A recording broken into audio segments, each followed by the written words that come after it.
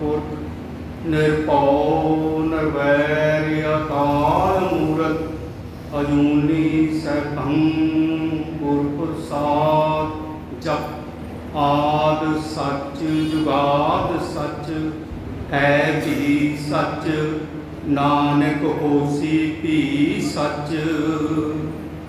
वाहिगुरु गुरु की परम प्यारी साध संगत जीओ, अज असीं पंजाब ही नहीं, साडे इस गुरुद्वारे विच ही नहीं, साडे नगर के किसी गुरुद्वारियां दे विच सारियां दे विच नहीं, बल्कि सारे देश हिंदुस्तान दे विच और सारे विदेश दे विच भी अज दा जो दिन है, अज दा जो प्यारा भरिया खुशियां भरिया और समर्पण भरिया दिन है, वो सारिया संगतां रल मिल के गुरु साहिब श्री गुरु ग्रंथ साहिब जी के चरणों के विच बैठ के गुरु ग्रंथ साहिब का पहला प्रकाश दिवस जो पंचम पातशाह साहिब श्री गुरु अर्जन देव महाराज जी ने गुरु अर्जन देव महाराज जी ने गुरु ग्रंथ साहिब की भीड़ नूं संचित करके और पहला प्रकाश दिवस जो गुरु की गद्दी के विराजमान के गुरु का सत्कार किया और गुरु का गुरबाणी का विचार वाहेगुरु वो संगतां वाहेगुरु वाहे अज उस अवस्था नूं असीं याद करते हुए अज सारे संसार के लोग साहिब श्री गुरु ग्रंथ साहिब की इस वडियाई नूं गुरु शरण दे विच बैठ के संगतां दे विच सरवण करते हैं, वचन करते हैं और ज्ञान लेके धारण भी करती हैं संगतां। ये साहिब श्री गुरु ग्रंथ साहिब जी ज्ञान का प्रकाश का मुसजमा साडा पिता गुरु अध्यात्मक गुरु और साहिब श्री गुरु ग्रंथ साहिब जी साडे ज्ञान ना चानण देने वाला एक मार्ग। इस करके असीं साहिब श्री गुरु ग्रंथ साहिब जी नाल सारियां संगतां बड़ा प्यार करदियां, बड़ा सत्कार करदियां। तो साध संगत जी साहिब श्री गुरु ग्रंथ साहिब इन्ना ही नहीं, जे अगर कोई संगत दे विचों इस दे नाल ज़्यादा प्यार कर लवे, गुरबाणी के नाल प्यार करके गुरबाणी नूं अपने हिरदे दे विच धारण कर लवे, तो ये साहिब श्री गुरु ग्रंथ साहिब जी का मार्ग, गुरु ग्रंथ साहिब की बाणी जिहड़ी है ऐसी सेध दिंदी है सानूं कि सानूं परम पिता परमात्मा दे नाल साडी रूह नूं मिलवा दिंदी है। सानूं परम पिता परमात्मा के कर्मां की जानकारी हो जाती है, साडे परमात्मा दे की कर्म है, की खेल है, की सृष्टि का उसने स्थापना की और की सृष्टि नूं पैदा करके उस दे विच सारे जीवां नूं स्थापित किया और किस तरह के नाल सारे का सारा खेल जिहड़ा उस परम पिता परमात्मा ने चलाया। ये साहिब श्री गुरु ग्रंथ साहिब जी सानूं गुरु ग्रंथ साहिब की बाणी दे विचों सानूं ज्ञान प्रकाशित होता है। और साहिब श्री गुरु ग्रंथ साहिब जी साडा प्यो भी है, साडा नूर देने वाला, प्रकाश देने वाला, मार्गदाता भी है। तो वाहेगुरु साहिब श्री गुरु वाहेगुरु वाहे साहिब श्री गुरु ग्रंथ साहिब जी का और सब तो पहले ग्रंथी बाबा बुढ़ा जी को स्थापित किया गया। गुरबाणी पढ़ी गई, संगतां विराजमान होईयां गुरु के चरणों के विच, सतगुरु साहिब श्री गुरु ग्रंथ साहिब के चरणों के विच और साहिब श्री गुरु अर्जन देव महाराज जी गुरु ग्रंथ साहिब के चरणों के विच बैठ के संगत के बराबर गुरबाणी का शब्द सरवण करते। इन्ना सत्कार दिता गुरबाणी नूं कि आप गुरबाणी के चरणों च बैठ के गुरबाणी नूं नतमस्तक होकर सरवण किया और गुरबाणी का विचार जो सी उस नूं साहिब श्री गुरु भावें साहिब श्री गुरु परम पिता परमात्मा वालों अर्जन देव महाराज जी ने इस शब्दों का संग्रह जिहड़ा सी वो कृपा परमात्मा की कृपा नाल कीता। इसे करके ही उस परम पिता परमात्मा की कृपा की वजह करके ही साहिब श्री पंचम पातशाह जी ने गुरबाणी नूं ये वडियाई दिती कि तुर की बाणी आई तिन सगली चिंत मिटाई। ये बाणी ऐसी है, इसका असर ऐसा है कि इसका प्रेस जिहड़ा है, जोड़ा बंदा इस मार्ग ते चलता है उसके मन ते इहदा ऐसा असर पैंदा है कि ये परमपिता परमात्मा नाल मिलान करा देंदी है और सारे संसार दियां दुखां तकलीफां कष्टां चिंतावां का नाश कर देंदी है। तो गुरु साहब ने की कहा कि ये बाणी क्यों भाई प्रगट की गई है? असी आनंद करे नर नारी हर हर प्रभ कृपा तारी। परमात्मा ने कृपा तारी इस बाणी का गुरु साहिब द्वारा, पहला साहिब श्री गुरु नानक देव जी द्वारा ये बाणी शब्दों के आई, फिर दूजे पातशाह के द्वारा, फिर तीजे पातशाह द्वारा और चौथे पातशाह द्वारा और पंजवें पातशाह द्वारा जी बाणी आई। वाहेगुरु पहले गुरु साहिब वाहेगुरु वाहे जिन्हों का प्रकाश किया गया सी, जिन्हों का अज असी ये दिवस प्रकाश दिवस मना रहे हैं, वो प्रगट किए। हुण साहिब श्री गुरु पंचम पातशाह जी ने साध संगत जी ये संगतां नूं एक जरूरत सी उस समय की, क्योंकि कोई भी कौम जिहड़ी है वो उदों ही सफल होंदी है जदों उसका कोई मार्गदर्शक होवे। बेशक साडे पंज साहिब गुरुबाण उन्हां समयां दे विच साडे मार्गदर्शक सी, पर गुरु साहब जानते सी कि आने वाले समय दे विच एक ऐसा मार्गदर्शक सानूं चाहीदा है जिहड़ा ये गुरसिख संगतां दी अगवाई कर सके।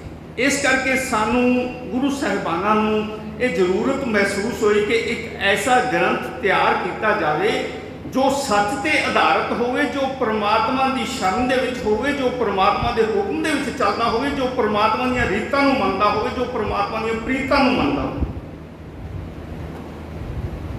तो फिर इस तरह की गुरु साहिब तो परमात्मा तो परमपिता परमात्मा तो जो कि सारी सृष्टि का गुरु है, उस गुरु साहिब तो आग्ञा लैके पंचम पातशाह जी ने जो गुरु नानक देव जी के, जो दूसरे पातशाह जी के, तीजे पातशाह जी के जो भी शब्द उन्होंने संग्रह किया, उन्होंने संग्रह करके एक थान के उत्ते एक बीड़ के रूप दे विच, एक संग्रह के रूप दे विच प्रगट करके और फिर प्रकाश किया। और इस प्रकाश में अज असी सारिया संगतां देश विदेश की जिथे भी कोई गुरसिख प्यार वाली रूह बैठी है, साहिब श्री गुरु ग्रंथ साहब, साहिब श्री गुरु ग्रंथ साहब जी के चरणों के विच नतमस्तक होकर उस पहले प्रकाश दिवस को मना रही है।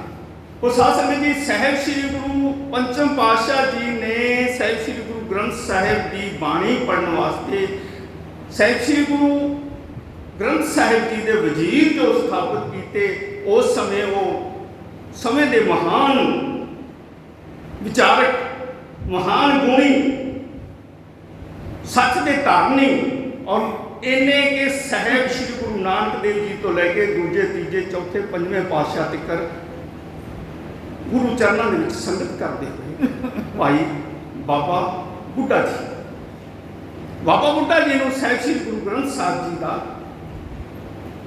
वजीर थाप के गुरबाणी पढ़न का अधिकार बाबा बुढ़ा जी ने बख्श दिता। तो साध संगत जी, उस समय बाबा बुढ़ा जी ने जो पहला हुक्मनामा लिया वो गुरबाणी सानू बख्शिश करती है, वो आओ आप स्मरण करते हैं। साध संगत जी, संतां के कारज आप खलोया, हर कम करावण आया राम। तरत सुहावी ताल सुहावा, विच अमृत जल छाया राम। संतां के कारज आप खलोया, हर कम करावण आया राम। तरत सुहावी ताल सुहावा, विच अमृत जल छाया राम। अमृत जल छाया, पूर्ण साज कराया, सगल मनोरथ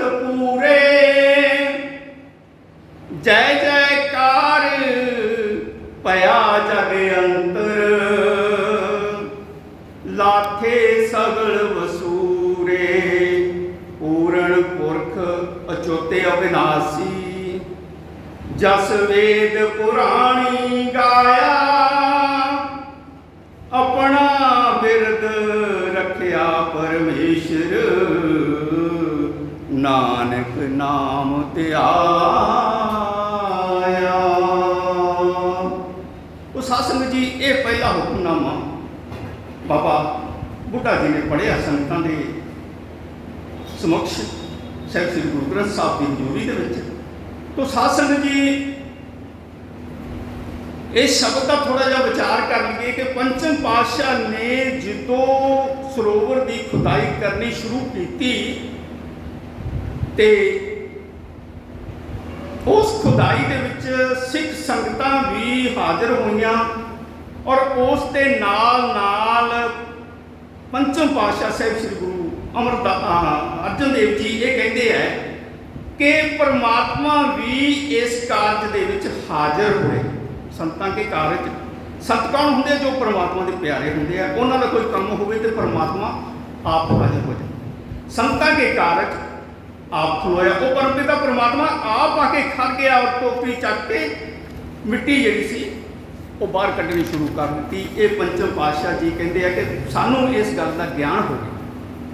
फिर की है, गुरु साहब कहते बख्शिश करते हैं कि तरत सुहावी परमात्मा काम करा बनाया, तरत सुहावी ताल सुहावा। ये जिस थां दे उत्ते ये ताल खुदाया जा रहा सी, वो सारी दी सारी चुफेरे आसे पासे की धरती जिहड़ी सी वो सुंदर हो गई, सुहावनी हो गई। और जिहड़ा ताल पट्टिया गया, ताल बनाया गया, उहदे विच अमृत जल पाया गया, वो भी बहुत सुहावना हो गया। कदों जदों उस तलाब नूं संपूर्णता दे के उस दे विच अमृत जल पा दिता गया, भर दिता गया, उदों ये सारे का सारा वातावरण जिहड़ा है अमृतमयी हो गया, परमात्मामयी हो गया। सिख संगतां उत्थे आके नतमस्तक होण लगियां अपने गुरुआं दे चरनां च और साहिब श्री गुरु परमपिता परमात्मा की आस लैके, परमपिता परमात्मा का ओट लैके अपने टुकड़े जिहड़े है उथों अपनियां रूहां जिहड़ियां है उथों निर्मल करन लगियां। तो साध संगत जी, अमृत जल छाया पूर्ण साज कराया। जो अमृत जल पै गया और सारे सरोवर दे विच अमृत जल छा गया, लहरा मारदा है, तो गुरु साहब कहते हैं कि पूर्ण उस परम पिता परमात्मा ने जिहड़ा कारज असीं साजिया सी, शुरू कीता सी, वो परमात्मा ने पूर्ण करा दिता। पूर्ण साज कराया सगल मनोरथ पूरे। पंचम पातशाह जी कहते हैं कि जेड़े मनोरथ ਜਿਹੜੀਆਂ इच्छावां रख के असी ये ताल खोदना शुरू किया सी, ये कारज शुरू किया सी, परमात्मा ने आके देवी देवतिया ने आके ये इतिहास जे पढ़िए तो पंचम पातशाह जी कहते हैं कि उस समय विष्णु ब्रह्मा महेश भी आए, होर देवते भी आए, सारे देवते आके इस कार सेवा दे विच हाजिर होए और अपने सिरां दे उत्ते टोकरियां चक के ये सेवा की, जिसके सदका ये ताल जिहड़ा सी बहुत सुहावना हो गया। क्योंकि जिथे परमात्मा का आगमन हो जाता है उत्थे पूरी बन जाती है, आनंदां की पूरी बन जाती है, उत्थे सुखां की बौछार हो जाती है। उत्थे संगतां जिहड़ियां फिर जदों भी नतमस्तक होंदियां उन्हां दे मनां दीयां कामना सगल मनोरथ पूरे, सारियां इच्छावां पूरीआं हो जांदियां। और पंचम पातशाह जी कहते हैं कि सारियां इच्छावां पूरीआं हो गईआं। अगे कहते हैं जय जयकार पया जग अंतर। जो ये सरोवर दे विच अमृत जल छा गया तो सारे संसार दे विच जय जयकार हो गई परमपिता परमात्मा की। और सतगुरां की जय जयकार भी सिख संगतां ने करनी शुरू कर दी कि सतगुरां ने यह बहुत वधिया कारज किया जिथे संगतां अपना दुख दर्द लैके अपने कष्टां दा रोगां दा निवारण करदियां। तुसीं समझदे हो ना कि दुख भंजने के नेड़े अज भी जाइए तो उत्थे दुखों का नाश होंदा। वैसे सारे सरोवर दे विच किते भी इशनान कर लिया जाए अमृतसर दे विच, सुधा सरोवर दे विच, ते हर जीव के मन की जो सुच्ची भावना है वो इच्छा जरूर पूरी होगी। तो साध संगत जी इस तरह के नाल सारे ਸੰਗਤਾਂ ਦੇ ਜਿਹੜੇ ਵਿਸੂਰੇ ਬੇਸੁਰੇ ਦੁੱਖ ਸੀ ਉਹ ਸਾਰੇ ਦੇ ਸਾਰੇ ਉਤਰ ਗਏ ਔਰ ਸੰਗਤਾਂ ਉਸ ਸਰੋਵਰ ਦੇ ਵਿੱਚ ਇਸ਼ਨਾਨ ਕਰਕੇ ਆਪਣੇ ਜੀਵਨ ਨੂੰ ਸੁਖਾਲਾ ਕਰਨ ਲੱਗੀਆਂ। ਔਰ ਚਰਨਾਂ ਦੇ ਗੁਰੂ ਚਰਨਾਂ ਦੇ ਵਿੱਚ ਬੈਠ ਕੇ ਆਪਣੇ ਗਿਆਨ ਦਾ ਵਾਧਾ ਕਰਨ ਲੱਗੀਆਂ, ਆਪਣੇ ਆਤਮਾ ਨੂੰ ਨਿਰਮਲ ਕਰਨ ਲੱਗੀਆਂ ਔਰ ਆਪਣੇ ਆਤਮਾ ਨੂੰ ਪਰਮਾਤਮਾ ਦਾ ਨੂਰ ਪ੍ਰਾਪਤ ਕਰਕੇ ਔਰ ਪਰਮਾਤਮਾ ਨਾਲ ਮਿਲਨ ਕਰਨ ਲੱਗੀਆਂ। ਇਹ ਸਾਧ ਸੰਗਤ ਜੀ ਪੰਚਮ ਪਾਤਸ਼ਾਹੀ ਇਸ ਸ਼ਬਦ ਦੇ ਵਿੱਚ ਸਾਨੂੰ ਦੱਸ ਰਹੇ ਆ। ਸਾਧ ਸੰਗਤ ਜੀ ਅੱਗੇ ਸਤਿਗੁਰੂ ਬਖਸ਼ਿਸ਼ ਕਰਦੇ ਆ ਪੰਚਮ ਪਾਤਸ਼ਾਹ ਜੀ, ਪੂਰਨ ਪੁਰਖ ਅਚੋਤੇ ਅਬਨਾਸੀ। ਇਹ ਜਿਹਨੂੰ ਅਸੀਂ ਪਰਮਾਤਮਾ ਕਹਿੰਦੇ ਆ, ਜਿਹਨੂੰ ਅਸੀਂ ਕਹਿੰਦੇ ਆ ਕਿ ਸੰਤਾਂ ਦੇ ਕਾਰਜ ਆਪ ਖਲੋਇਆ, ਉਹ ਸੀ ਕੌਣ? ਗੁਰੂ ਸਾਹਿਬ ਉਹਦੀ ਵਡਿਆਈ ਕਰਦੇ ਆ, ਉਹਦਾ ਵੇਰਵਾ ਦੱਸਦੇ ਆ ਕਿ ਕਹਿੰਦੇ ਅਚੋਤ ਅਬਿਨਾਸੀ, ਪੂਰਨ ਪੁਰਖ ਅਚੁੱਤ ਅਬਿਨਾਸੀ। ਕਹਿੰਦੇ ਵੀ ਉਹ ਪੂਰਨ ਪੁਰਖ ਹੈ। ਸਾਰੇ ਸੰਸਾਰ ਦੇ ਵਿੱਚ ਜੇ ਕੋਈ ਪੂਰਾ ਹੈ ਤੇ ਸਿਰਫ ਇੱਕੋ ਇੱਕ ਪਰਮ ਪਿਤਾ ਪਰਮਾਤਮਾ ਹੈ, ਜਾਂ ਉਸ ਪਰਮ ਪਿਤਾ ਪਰਮਾਤਮਾ ਦਾ ਨਾਮ ਜਿਹੜਾ ਹੈ ਉਹ ਪੂਰਨ ਹੈ। ਤੇ ਤੀਜਾ, ਜੇ ਗੁਰੂ ਦੀ ਕਿਰਪਾ ਹੋਵੇ, ਪਰਮਾਤਮਾ ਦੀ ਕਿਰਪਾ ਹੋਵੇ, ਜਿਸ ਨੂੰ ਤੂੰ ਜਨਾਏ ਹੈ ਸੋਈ ਜਨ ਜਾਣੇ, ਹਰ ਗੁਣ ਸਭੀ ਆਖ ਵਖਾਣੇ। ਉਸ ਗੁਰੂ ਪਿਆਰੇ ਦੇ ਉੱਤੇ ਪਰਮਾਤਮਾ ਦੀ ਕਿਰਪਾ ਹੋ ਜਾਵੇ ਤੇ ਉਹਦੇ ਹਿਰਦੇ ਦੇ ਵਿੱਚ ਨਾਮ ਵਸ ਜਾਵੇ, ਉਸ ਨੂੰ ਪਰਮ ਪਿਤਾ ਪਰਮਾਤਮਾ ਦੀਆਂ ਖੁਸ਼ੀਆਂ ਆ ਜਾਵਣ, ਤੇ ਫਿਰ ਉਹ ਗੁਰਸਿੱਖ ਪਿਆਰਾ ਵੀ ਪਰਮਾਤਮਾ ਦੇ ਚਰਨਾਂ 'ਚ ਬੈਠ ਕੇ ਪਰਮਾਤਮਾ ਦੀਆਂ ਖੁਸ਼ੀਆਂ ਪ੍ਰਾਪਤ ਕਰਕੇ ਵੀ ਪੂਰਨ ਹੋ ਜਾਂਦਾ। ਕਿਉਂਕਿ ਬ੍ਰਹਮ ਗਿਆਨੀ ਆਪ ਪਰਮੇਸ਼ਰ, ਉਹ ਬ੍ਰਹਮ ਗਿਆਨੀ ਹੋ ਜਾਂਦਾ। ਬ੍ਰਹਮ ਦਾ ਗਿਆਨ ਉਸ ਨੂੰ ਪਰਮਾਤਮਾ ਵੱਲੋਂ ਪ੍ਰਾਪਤ ਹੋ ਜਾਂਦਾ ਹੈ ਔਰ ਉਹ ਪਰਮੇਸ਼ਰ ਦਾ ਰੂਪ ਹੋ ਕੇ ਪੂਰਨ ਰੂਪ ਦੇ ਵਿੱਚ ਪਰਮਾਤਮਾ ਦੇ ਵਿੱਚ ਭੇਦ ਹੋ ਜਾਂਦਾ। ਹੁਣ ਪੂਰਨ ਪੁਰਖ ਅਚੋਤੇ ਅਬਨਾਸੀ, ਅਚੁੱਤ ਕਹਿੰਦੇ ਆ ਕਿ ਜਿਹਨੂੰ ਕਿਸੇ ਨੂੰ ਹਟਾਇਆ ਨਾ ਜਾ ਸਕੇ, ਅਚੁੱਤ ਨਾ ਹਟਾਇਆ ਜਾਣ ਵਾਲਾ, ਯਾਨੀ ਪਰਮ ਪਿਤਾ ਪਰਮਾਤਮਾ ਸਦਾ ਤੋਂ ਲੈ ਕੇ ਸ਼ੁਰੂਆਤ ਤੋਂ ਲੈ ਕੇ ਆਦ ਅੰਤ ਏਕ ਹੈ ਅਵਤਾਰਾ। ਗੁਰੂ ਗੋਬਿੰਦ ਸਿੰਘ ਜੀ ਨੇ ਗੱਲ ਕਹੀ ਹੈ, ਸੋਈ ਗੁਰੂ ਸਮਝੋ ਹਮਾਰਾ। ਤੋ ਸਾਧ ਸੰਗਤ ਜੀ ਉਹ ਅਚੁੱਤ ਅਬਨਾਸੀ ਹੈ, ਜਿਹੜਾ ਨਾ ਅਚੁੱਤ ਹੈ, ਉਹਨੂੰ ਹਟਾਇਆ ਕੋਈ ਨਹੀਂ ਸਕਦਾ। ਉਹ ਸਦਾ ਕਾਇਮ ਹੈ ਔਰ ਸਦਾ ਜੀਵਤ ਹੈ, ਸਦਾ ਅਮਰ ਹੈ, ਸਦਾ ਇੱਕ ਰਸ ਸੰਸਾਰ ਇਸ ਸੰਸਾਰ ਦੇ ਵਿੱਚ ਵਿਚਰ ਰਿਹਾ ਔਰ ਇਸ ਸੰਸਾਰ ਨੂੰ ਚਲਾ ਰਿਹਾ। ਔਰ ਉਹ ਅਬਨਾਸੀ ਵੀ ਹੈ, ਉਸ ਨੂੰ ਕੋਈ ਨਾਸ ਨਹੀਂ ਕਰ ਸਕਦਾ। ਉਹ ਜੂਨਾਂ 'ਚ ਰਹਿਤ ਨਹੀਂ ਆਉਂਦਾ।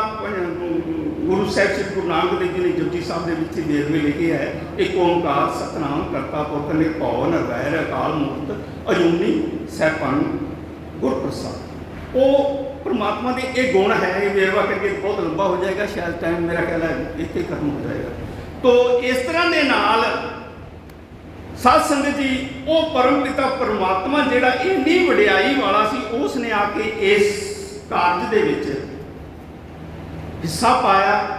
ਔਰ ਜੇ ਅਸੀਂ ਕਹੀਏ ਕਿ ਉਸ ਕਾਰਜ ਨੂੰ ਸ਼ੁੱਧ ਕੀਤਾ, ਜਿੱਥੇ ਪਰਮਾਤਮਾ ਆ ਜਾਵੇ ਉੱਥੇ ਸਾਰੇ ਕਾਰਜ ਜਿਹੜੇ ਆ ਸ਼ੁੱਧ ਹੋ ਜਾਂਦੇ ਆ ਔਰ ਸਾਰੇ ਕਾਰਜ ਜਿਹੜੇ ਆ ਫਲਦਾਇਕ ਹੋ ਜਾਂਦੇ।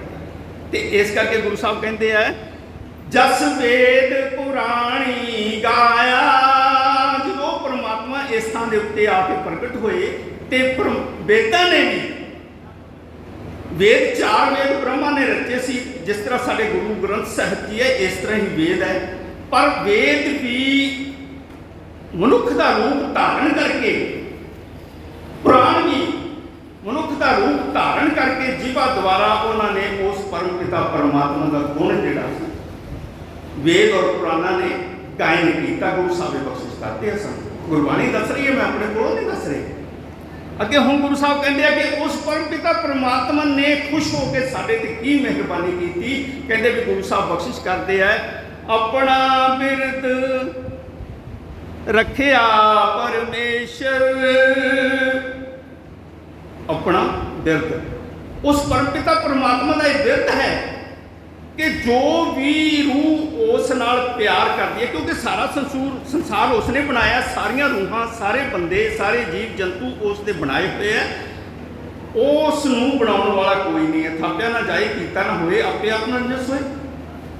ਜਿਨ ਸੇਵਿਆ ਤਿਨ ਪਾਇਆ ਮਨ। ਜਿਨ੍ਹਾਂ ਨੇ ਉਹ ਰੂਹਾਂ ਨੇ ਉਸ ਨਾਲ ਪਿਆਰ ਕੀਤਾ, ਉਹ ਉਹਨਾਂ ਰੂਹਾਂ ਦੇ ਦੁੱਖਾਂ ਦਰਦਾਂ ਕਲੇਸ਼ਾਂ ਰੋਗਾਂ ਦਾ ਨਾਸ ਕਰਕੇ ਉਸ ਰੂਹ ਨੂੰ ਆਪਣੇ ਜੋਤ ਦੇ ਵਿੱਚ ਅਭੇਦ ਕਰ ਲੈਂਦਾ। ਪਰਮਾਤਮਾ ਆਪਣੇ ਨਾਲ ਮੇਲ ਲੈਂਦਾ, ਆਪਣੇ ਦਰਸ਼ਨ ਦਿਖਾ ਦਿੰਦਾ।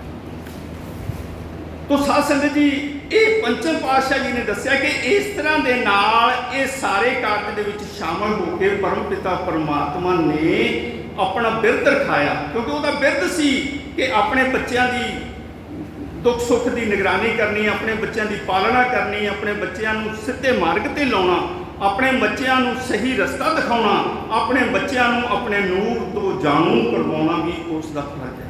ਉਹ ਬਿਰਧ ਹੈ। ਉਹ ਪ੍ਰਭ ਆਪ ਹੀ ਸਾਨੂੰ ਪਰਮਾਤਮਾ ਆਪ ਹੀ ਆਪਣੇ ਦਰਸ਼ਨ ਦਿਖਾ ਸਕਦਾ ਹੈ। ਕਿਸੇ ਵੀ ਭਗਤ ਦੇ ਵਿੱਚ, ਕਿਸੇ ਵੀ ਰੂਹ ਦੇ ਵਿੱਚ, ਕਿਸੇ ਵੀ ਸੰਤ ਦੇ ਵਿੱਚ ਏਡਾ ਆਪਣੇ ਆਪ ਦੇ ਵਿੱਚ ਕੋਈ ਜ਼ੋਰ ਨਹੀਂ ਹੈ ਕਿ ਉਹ ਪਰਮਾਤਮਾ ਨੂੰ ਦਰਸ਼ਨ ਕਰ ਸਕੇ। ਹਾਂ, ਉਹਦਾ ਗੁਣ ਗਾਉਣਾ ਸਾਡਾ ਫਰਜ਼ ਹੈ। ਜਸ ਗਾਉਂਦਿਆਂ ਗਾਉਂਦਿਆਂ, ਉਹਦੀ ਸਿਫਤ ਕਰਦਿਆਂ ਕਰਦਿਆਂ, ਉਹ ਜਦੋਂ ਕਿਸੇ ਗੱਲ ਦੇ ਉੱਤੇ ਪਰਮਾਤਮਾ ਸਾਡੇ ਉੱਤੇ ਰੀਝ ਪਵੇ, ਖੁਸ਼ ਹੋ ਜਾਵੇ, ਤੇ ਫਿਰ ਥੋੜੀ ਜੀ ਛੋਟੀ ਜੀ ਗੱਲ ਦੇ ਉੱਤੇ ਵੀ ਜੇ ਪਰਮਾਤਮਾ ਖੁਸ਼ ਹੋ ਜਾਵੇ ਨਾ, ਪਰਮਾਤਮਾ ਸਾਡੇ ਤੇ ਕਿਰਪਾ ਕਰਕੇ ਆਪਣੇ ਜੋ ਵੀ ਅਸੀਂ ਮੰਗ ਰਹੇ ਹਾਂ ਉਹ ਪੂਰਨ ਕਰ ਦਿੰਦਾ। ਨਹੀਂ ਤਾਂ ਉਹਦਾ ਬਿਰਧ ਹੈ ਕਿ ਉਹ ਆਪਣੇ ਦਰਸ਼ਨ ਦਿਖਾ ਦਿੰਦਾ। ਇਹ ਪਰਮਾਤਮਾ ਦਾ ਬਿਰਧ ਹੈ। ਹੁਣ ਪੰਚਮ ਪਾਤਸ਼ਾਹ ਜੀ ਇਸ ਕਰਕੇ ਇਹ ਕਹਿੰਦੇ ਆ ਕਿ ਆਪਣਾ ਬਿਰਧ ਰੱਖਿਆ ਪਰਮੇਸ਼ਰ ਨੇ ਆਪਣਾ ਬਿਰਧ ਰੱਖ ਲਿਆ, ਔਰ ਆਪਣਾ ਕਾਰਜ ਜਿਹੜਾ ਸੀ, ਆਪਣਾ ਬਿਰਧ ਜਿਹੜਾ ਸੀ ਉਹ ਪੂਰਨ ਕੀਤਾ। ਤੇ ਕੀ ਹੋਇਆ? ਨਾਨਕ ਨਾਮ ਤੇ ਆਇਆ। ਪੰਚਮ ਪਾਤਸ਼ਾਹ ਜੀ ਨਾਨਕ ਸਾਹਿਬ, ਸ੍ਰੀ ਗੁਰੂ ਨਾਨਕ ਪਹਿਲੇ ਪਾਤਸ਼ਾਹ ਦੀ ਮੋਹਰ ਸਾਰੇ ਗੁਰੂ ਸਾਹਿਬਾਨ ਲਾਉਂਦੇ ਰਹੇ ਆ। ਪੰਚਮ ਪਾਤਸ਼ਾਹ ਜੀ ਨੇ ਗੁਰੂ ਨਾਨਕ ਦੀ ਮੋਹਰ ਲਗਾਈ ਹੈ। ਨਾਨਕ ਨਾਮ ਤੇ ਆਇਆ।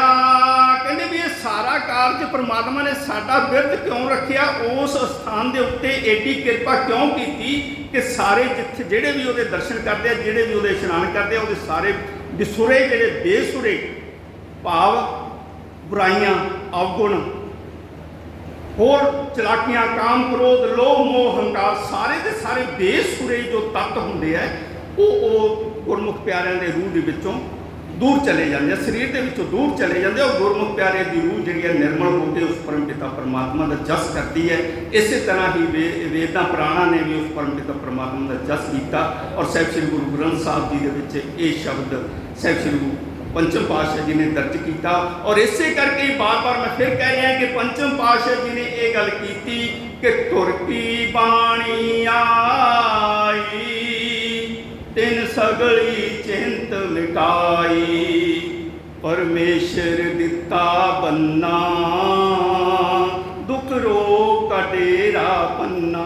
ਇਹ ਗੁਰਬਾਣੀ ਜਿਹੜੀ ਹੈ, ਪਰਮੇਸ਼ਰ ਨੇ ਸਾਨੂੰ ਇੱਕ ਬੰਨਾ ਦੇ ਦਿੱਤਾ ਹੈ। ਬੰਨਾ, ਇੱਕ ਤਾਂ ਬੰਨਾ ਕਹਿੰਦੇ ਸਿਰ ਦਾ ਤਾਜ, ਇੱਕ ਬੰਨਾ ਹੁੰਦਾ ਕਿ ਅਸੀਂ ਕਿਵੇਂ ਹੜ੍ਹ ਆਉਂਦਾ ਤੇ ਉਸ ਦੇ ਅਗਲੇ ਪਾਣੀ ਦੇ ਅਗਲੇ ਪਾਸੇ ਅਸੀਂ ਬੰਨਾ ਲਾ ਦਿੰਦੇ। ਇਹ ਰੋਗਾਂ ਦਾ ਹੜ੍ਹ, ਬਿਮਾਰੀਆਂ ਦਾ ਹੜ੍ਹ, ਅਵਗੁਣਾਂ ਦਾ ਹੜ੍ਹ ਜਦੋਂ ਸਾਡੇ ਸਰੀਰ ਦੇ ਵਿੱਚ ਆ ਜਾਂਦਾ ਨਾ, ਸਾਨੂੰ ਬੜਾ ਕਸ਼ਟ ਦਿੰਦਾ ਤੇ ਅਸੀਂ ਜਿਹੜੇ ਹੈ ਹਾਲ ਦੁਹਾਈ ਪਾਉਂਦੇ ਹੋਏ ਜਿਹੜੇ ਆ ਨਾ, ਹਾਏ ਹਾਏ ਕਰਦੇ ਹੋਏ ਕਸ਼ਟ ਭੋਗਦੇ ਆ। ਪਰ ਇਸ ਕਰਕੇ ਪਰਮਾਤਮਾ ਨੇ ਸਾਨੂੰ ਇਹ ਗੁਰਬਾਣੀ ਦਾ ਬੰਨਾ ਜਿਹੜਾ ਦੇ ਦਿੱਤਾ ਹੈ, ਦੁੱਖ ਰੋਗ ਦਾ ਡੇਰਾ ਪੰਨਾ। ਇਹ ਬੰਨਾ ਦੇ ਕੇ ਪਰਮੇਸ਼ਰ ਨੇ ਗੁਰਬਾਣੀ ਦਾ ਸਾਡੇ ਦੁੱਖਾਂ ਕਲੇਸ਼ਾਂ ਦਾ, ਰੋਗਾਂ ਦਾ ਨਾਸ਼ ਕਰ ਦਿੱਤਾ ਹੈ। ਔਰ ਗੁਰੂ ਸਾਹਿਬ ਕਹਿੰਦੇ ਆ ਵੀ ਆਨੰਦ ਕਰੈ ਨਰ ਨਾਰੀ, ਹਰ ਪ੍ਰਭ ਕਿਰਪਾ ਧਾਰੀ, ਸੰਤੋ ਸੁਖ ਹੋਆ ਸਭ ਤਾਈ। ਤੋ ਇਸ ਤਰ੍ਹਾਂ ਦੇ ਨਾਲ ਜਦੋਂ ਇਹ ਗੁਰਬਾਣੀ ਸਾਡੇ ਹਿਰਦਿਆਂ ਦੇ ਵਿੱਚ ਆਈ, ਸਾਡੇ ਕੰਨਾਂ ਦੇ ਵਿੱਚ ਆਈ, ਤੇ ਸਾਡੇ ਕੰਨਾਂ ਦੇ ਵਿੱਚੋਂ ਆ ਕੇ ਤੇ ਹਿਰਦਿਆਂ ਦੇ ਵਿੱਚ ਸਮਾਈ, ਤੇ ਇਸ ਬਾਣੀ ਨੇ ਸਾਡੇ ਜੀਵਨ ਨੂੰ ਸੁੱਖਾਂ ਵਾਲਾ ਕਰ ਦਿੱਤਾ, ਪਿਆਰਾਂ ਵਾਲਾ ਕਰ ਦਿੱਤਾ, ਸੱਚ ਵਾਲਾ ਕਰ ਦਿੱਤਾ। ਕੂੜ ਕਲੇਸ਼ ਜਿਹੜਾ ਸਾਡੇ ਹਿਰਦੇ ਤੋਂ ਕੱਢ ਕੇ ਐਸੀ ਭਾਵਨਾ ਬਣਾ ਦਿੱਤੀ ਕਿ ਅਸੀਂ ਪਰਮਾਤਮਾ ਦੇ ਪਿਆਰੇ ਹੋ ਗਏ।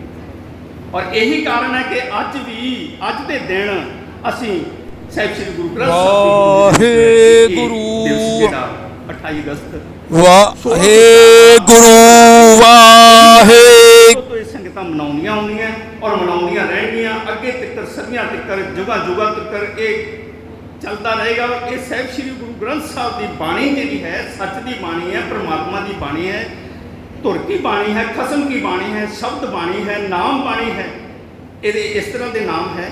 ਤੋ ਇਹ ਬਾਣੀ ਹਮੇਸ਼ਾ ਹੀ ਇਸ ਸੰਸਾਰ ਦਾ, ਇਕੱਲਾ ਸਾਡੇ ਸਿੱਖਾਂ ਦਾ ਨਹੀਂ ਹੈ, ਇਹ ਸਾਰੇ ਸੰਸਾਰ ਦੀ ਸਾਂਝੀ ਬਾਣੀ ਹੈ ਔਰ ਸਾਰੇ ਸੰਸਾਰ ਦਾ ਇਹ ਕਲਿਆਣ ਕਰਦੀ ਹੈ।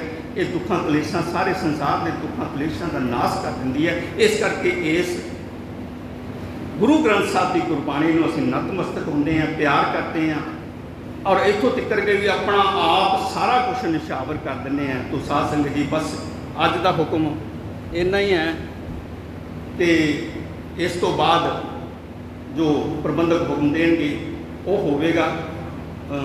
ਅਸੀਂ ਇਸ ਥਾਂ ਦੇ ਉੱਤੇ ਬਚਨਾਂ ਨੂੰ ਵਿਸ਼ਰਾਮ ਦਿੰਦੇ ਹੋਏ ਵਾਹਿਗੁਰੂ ਤੋਂ क्षमा ਮੰਗਦੇ ਹਾਂ, ਵਿਚਾਰ ਕਰਦੇ ਹਾਂ। ਅਨੇਕਾਂ ਭੁੱਲਾਂ ਚੁੱਕਾਂ ਹੋ ਸਕਦੀਆਂ, ਸਾਧ ਸੰਗਤ ਬਖਸ਼ਣਯੋਗ ਹੈ, ਸਾਹਿਬ ਸ੍ਰੀ ਗੁਰੂ ਗ੍ਰੰਥ ਸਾਹਿਬ ਜੀ ਬਖਸ਼ਣਯੋਗ ਹੈ।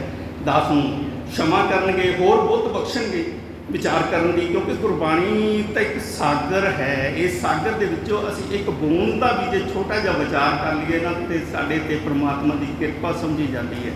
ਤੇ ਜੇ ਸਾਰੀ ਗੁਰਬਾਣੀ ਦਾ ਵਿਚਾਰ ਕਰਨਾ ਹੋਵੇ ਨਾ ਤਾਂ ਬਹੁਤ ਗੁਰੂ ਦੀ ਕਿਰਪਾ ਐਸੇ ਗੁਰਮੁਖ ਪਿਆਰਿਆਂ ਤੇ ਹੋਣੀ ਚਾਹੀਦੀ ਹੈ ਜਿਹੜੇ ਪ੍ਰਮਾਤਮਾ ਨਾਲ ਬਿਲਕੁਲ ਅਭੇਦ ਹੋ ਜਾਂਦੇ ਆ। ਉਹਨਾਂ ਦੀ ਕਿਰਪਾ, ਪ੍ਰਮਾਤਮਾ ਦੀ ਕਿਰਪਾ ਨਾਲ ਫਿਰ ਉਹ ਗੁਰਮੁਖ ਪਿਆਰੇ ਗੁਰਬਾਣੀ ਦਾ ਵਿਚਾਰ ਕਰਦੇ ਆ। ਤੋ ਸਾਧ ਸੰਗਤ ਜੀ, ਸ਼ਮਨ ਦਾ ਜਾਚਨਾ ਕਰਨਾ। ਵਾਹਿਗੁਰੂ ਜੀ ਕਾ ਖਾਲਸਾ, ਵਾਹਿਗੁਰੂ ਜੀ ਕੀ ਫਤਿਹ। ਵਾਹਿਗੁਰੂ ਜੀ ਕਾ ਖਾਲਸਾ।